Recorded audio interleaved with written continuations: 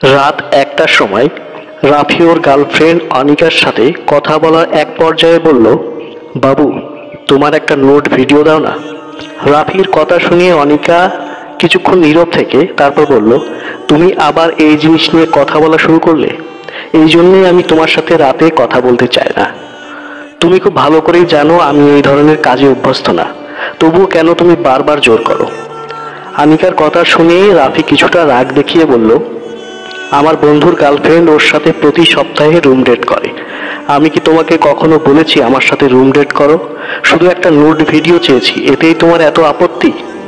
আনিকা এই মুহূর্তে কি করবে ঠিক বুঝতে পারছে না, কারণ আনিকা প্রচন্ড রকমভাবে ভালোবাসে রাফিকে। আনিকাকে চুপ থাকতে দেখে রাফি বলল, সত্যি করে বলো তো, তুমি কি আমায় বিশ্বাস করো না? আনিকা নিচু গলায় বলল, করি, খুব বিশ্বাস করি। রাফি এইবার বারবার রিকোয়েস্ট করতে করতে বলল, তাহলে প্লিজ একটু ভিডিও করে দাও, প্রমিস আমি একবার দেখেই ডিলিট করে দেব। রাফির এত রিকোয়েস্ট করা দেখে আনিকা বলল, ঠিক আছে দেব, কিন্তু আমি তো এখন ব্যালকনিতে দাঁড়িয়ে কথা বলছি, রুমে লাইন অন করে ভিডিও করলে আম্মু জেগে যাবে। রাফি তখন বলল, তুমি তাহলে ওয়াশরুমে গিয়ে ভিডিও করে দাও। আনিকা অবাক হয়ে বলল, ওয়াশরুমে মোবাইল নিয়ে যাব যদি কেউ দেখে ফেলে? দেখে ফেললে বলবে ভুলে নিয়ে চলে গিয়েছো, নয়তো কিছু একটা মিথ্যা বলে কাটিয়ে দিবে। ২০ মিনিট পর রাফির ইনবক্সে আনিকার ৩ মিনিটের একটা ভিডিও আসে। ভিডিও ওপেন করতে আনিকার নগ্ন শরীরটা রাফির চোখের সামনে ভেসে ওঠে। আনিকার স্পর্শকাতর অঙ্গগুলো দেখার পর রাফি ফোনটা রেখে যখন ওয়াশরুমের সামনে গেল, তখন দেখলো ওর ছোট বোন মোবাইল হাতে নিয়ে ওয়াশরুম থেকে বের হচ্ছে। রাফিকে দেখে ওর বোন চমকে গেল, তারপর নিচ থেকে আমতা আমতা করে বলল, আসলে ভাইয়া আমি ভুল করে মোবাইল নিয়ে ওয়াশরুমে চলে গিয়েছিলাম। রাফি ওর ছোট বোনকে কিছু না বলে চুপচাপ নিজের রুমে চলে আসলো। ওর কপালে বিন্দু বিন্দু ঘাম জমা হয়েছে। হঠাৎ সে শুনতে পেল কেউ একজন ওর কানে কানে বলছে, কি ভয় লাগছে নাকি? তুমি অন্যজনের বোনকে যেটা শিখিয়ে দিয়েছো, তেমনি তোমার বোনকেও অন্যজন এই জিনিসটাই শিখিয়ে দিয়েছে। অন্যের বোনের নগ্ন শরীর দেখে তুমি যেমন তৃপ্তি পাচ্ছ, তেমনি অন্য কেউ তোমার বোনের নগ্ন শরীর দেখে ঠিক সেভাবেই তৃপ্তি নিচ্ছে। মনে রেখো, আমাদের জীবনটা একটা গোলাকার বৃত্তের মতো, তুমি যেখান থেকে শুরু করবে ঠিক সেখানে এসেই শেষ হবে। এই মুহূর্তে মামুন আর লামিয়া দম্পতি ডাক্তার রেহানা ইসলামের সামনে বসে আছে। লামিয়া ১ বছর ধরে কনসিভ করার চেষ্টা করছে, কিন্তু পারছে না। রিপোর্টের দিকে তাকাতেই ডাক্তার রেহানা ইসলাম ভ্রু কুঁচকে লামিয়ার দিকে তাকিয়ে বলল, আপনি কি কোনো কারণে অ্যাবর্শন করিয়েছিলেন? ডাক্তারের মুখ থেকে এমন কথা শুনে লামিয়া আর মামুন দুজনের দিকে তাকিয়ে রইল। তারপর লামিয়া বলল, হ্যাঁ ৪ বছর আগে করিয়েছিলাম। ডাক্তার রেহানা ইসলাম একটা দীর্ঘশ্বাস ফেলে বলল, বলতে খারাপ লাগলেও এটাই সত্যি, আপনি আর কখনো মা হতে পারবেন না। অ্যাবর্শন করার কারণেই এমনটা হয়েছে। মধ্যরাতে জানলার গ্রিল ধরে লামিয়া বাহিরের দিকে তাকিয়ে আছে।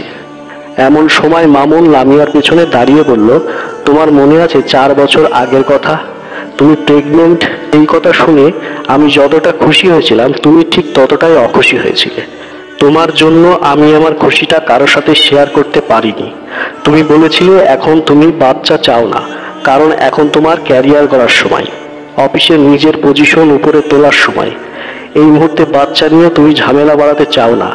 আমি তোমায় অনেক বুঝিয়েছিলাম বাচ্চাটা নষ্ট না করার জন্য। তোমার হাত ধরে বলেছিলাম বাচ্চা আমি মানুষ করব, এমনকি দরকার পড়লে নিজের চাকরি ছেড়ে দেব, কিন্তু তুমি সেদিন আমার কোনো কথা শোনোনি। মামুনের কথা শুনে লামিয়া নিচের দিকে তাকিয়ে আছে। মামুন তখন আকাশের দিকে তাকিয়ে বলল, তোমার ভুল ছিল তাই তুমি মা হতে পারবে না, কিন্তু আমার তো কোনো ভুল ছিল না, তাহলে আমি কেন বাবা হওয়া থেকে বঞ্চিত হব? লামিয়া চুপ হওয়া দেখে মামুন যখন চলে যাবে, তখন লামিয়া অস্পষ্ট স্বরে বলল, এখন আমি কি করব? মামুন অন্যদিকে তাকিয়ে বলল, তুমি চাইলে আমার সাথে থাকতে পারো, আর যদি মনে হয় তুমি সতীনের সংসার করতে পারবে না, তাহলে ডিভোর্স লেটার পাঠিয়ে দেব, তুমি সাইন করে দিও। এই কথা বলে মামুন চলে গেল। আর কেউ একজন লামিয়ার কানে কানে বলল, কি কান্না করছো নাকি? আজ তোমার ক্যারিয়ার উজ্জ্বল, চাকরি ক্ষেত্রে তোমার পজিশন অনেক উপরে, কিন্তু এত কিছুর পরেও তুমি তৃপ্তি পাচ্ছ না। কারণ নারীর সার্থকতা হলো মাতৃত্বে, যা তুমি নিজ হাতে নষ্ট করেছো। মনে রেখো, পৃথিবী একটা নিয়মে চলে, আর তুমি যদি সেই নিয়ম ভেঙে ফেলো, এর শাস্তি তোমাকে একাই ভোগ করতে হবে। অতি আপনজনেরাও এর ভাগ নেবে না। আরিফ আহমেদ নাক দিয়ে গড়িয়ে পড়া রক্ত রুমাল দিয়ে মুছতে মুছতে একটা চায়ের দোকানের সামনে বসলেন। দোকানদার ওনার 3 বছরের ছোট বাচ্চাকে কোলে বসিয়ে পড়াচ্ছে। অতে অজগর আতে আম।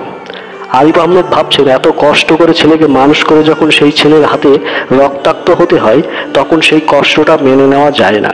নিজের সবকিছু, এমনকি নিজের পেনশনের টাকাটাও ছেলের হাতে তুলে দিলেন, অথচ সেই ছেলে আজ ওনাকে রক্তাক্ত করে বের করে দিল। দোকানদারের ডাকে আরিফ আহমেদ বাস্তবে ফিরে এলেন। দোকানদার বলল, স্যার, আপনার কিছু লাগবে?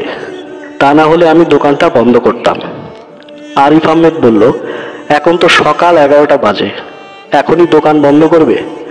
দোকানদার আরিফ সাহেবের দিকে তাকিয়ে বলল, স্যার, বাবাকে নিয়ে একটু ডাক্তারের কাছে যাব। আসলে কাল রাতে ঘুমানোর সময় বাবাকে কাশতে শুনেছি। অভাব অনটনের সংসার দেখে বাবা অসুখের কথা আমায় বলে না, কিন্তু সন্তান হিসেবে আমার তো একটা দায়িত্ব আছে নাকি? আরিফ সাহেব এখনো বসে আছে, আর দোকানদার দোকান বন্ধ করে চলে গেল। হঠাৎ কেউ একজন আরিফ সাহেবের কানে কানে বলল, কি কষ্ট হচ্ছে নাকি? মনে পড়ে আগের কথা, অসুস্থতার জন্য তোমার বাবা বিছানায় বাথরুম করে দিয়েছিল, আর তুমি তখন তোমার বাবাকে খাট থেকে ফেলে দিয়েছিলে। তোমার বাবার আর খাটে জায়গা হয়নি, তেমনি আজ তোমার বাড়িতে তোমারই জায়গা হয়নি। মনে রেখো, মানুষ ভাবে প্রকৃতির নিয়ম অনেক রহস্যময়, কিন্তু এটা ভুল কথা।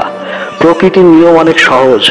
তোমার পরবর্তী জীবন কেমন হবে সেটা নির্ভর করবে আজ তোমার কর্ম কেমন তার উপর। তো বন্ধুরা, আজকের এই ভিডিওটা আপনাদের একটু ভালো লাগলে অবশ্যই ভিডিওটাকে লাইক করে দিন, বন্ধুদের সঙ্গে শেয়ার করে দিন। আর এরকম ভিডিও পেতে হলে অবশ্যই চ্যানেলটিকে সাবস্ক্রাইব করে বেল বাটন প্রেস করে রাখুন, যাতে করে আমার লেটেস্ট ভিডিওগুলো সবার আগে আপনার মোবাইল স্ক্রিনে দেখতে পান। আজ এই পর্যন্তই। ভালো থাকবেন, সুস্থ থাকবেন। ধন্যবাদ সবাইকে।